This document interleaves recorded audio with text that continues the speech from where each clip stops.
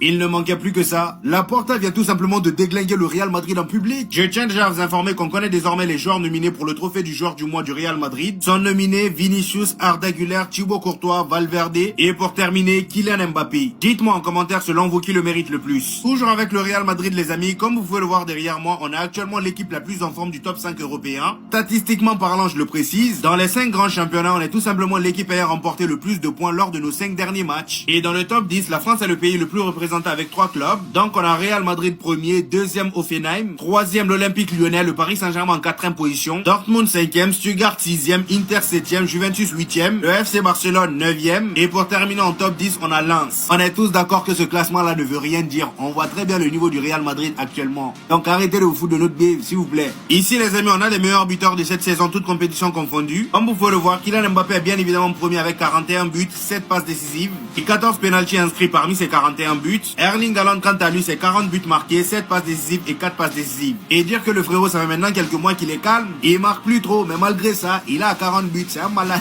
Harry Kane, 41 buts marqués, 4 passes D et 10 pénaltys. On termine avec notre cher Laporta, le président du FC Barcelone qui s'est moqué du Real Madrid il y a quelques jours. Suite au pénalty obtenu par le Real Madrid face au Rayo Vallecano, il a fait une sortie, il a fait une déclaration. D'abord, lorsqu'un journaliste lui parle du pénalty, il fait le geste du plongeon. Et juste après, il dit ceci, le Rayo Vallecano est sorti très lésé. Un match avec 2 expulsions, 10 minutes ajoutées alors qu'il y avait match nul et un pénalty à la dernière minute qui à mon avis n'est pas correct. Ils passent leur temps à dire que les arbitres leur portent préjudice. Et que disent-ils maintenant? Pourquoi n'analysent-ils pas ça? Clairement là, ils se foutent de la gueule du Real Madrid. Et ben voilà, c'était pas trop tôt. Le Real Madrid commence enfin le ménage. Avant ça les amis, je tiens à vous informer que le FC Séville envisage de faire revenir Sergio Ramos. Comme il est dit ici, le défenseur de 39 ans libre de tout contrat après son départ du Mexique intéresse son club formateur qui est Séville. Et pour rappel, Sergio Ramos est également en pourparlers pour devenir propriétaire du club. Donc là, il va probablement se faire acheter par son propre club. Ça, c'est de la richesse. On part du côté du Real Madrid pendant que tout le monde se la coule douce. Et oui les amis, le Real Madrid est au repos. Comme vous pouvez le voir ici, Vinicius était à Paris hier, très bien accompagné par Kim Kardashian. Arbeloa lui est allé se remémorer ses anciens succès avec l'équipe jeune. Comme vous pouvez le voir ici, il est allé regarder l'équipe jeune du Real Madrid en Youth League. Et pendant ce temps, on nous informe que Jude Bellingham et Dani Ceballos se sont entraînés malgré le jour de repos. Jude Bellingham qui est blessé, je le rappelle. Je sais pas vous, mais j'ai comme l'impression qu'au Real Madrid, il y a que les supporters qui soucient vraiment de ce qui s'y passe actuellement. Déjà qu'on s'est fait éliminer de manière prématurée par Albacete en Coupe du Roi, au lieu de profiter de ce temps libre là pour aller peaufiner notre tactique, non,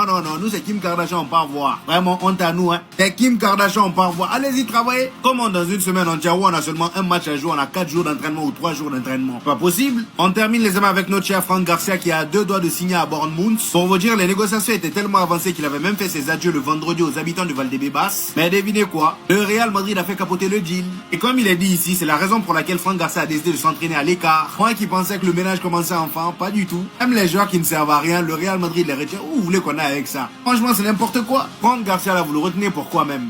Comme si c'était pas déjà assez, après sa magnifique performance face au Real Madrid, regardez ce qu'il a dit. Selon le média Mundo Deportivo, le FC Barcelone s'intéresse au latéral gauche d'Albacete, Dani Bernabeu, 19 ans. Dani Bernabeu, il fallait qu'il y ait un lien avec le Real Madrid, comme par hasard.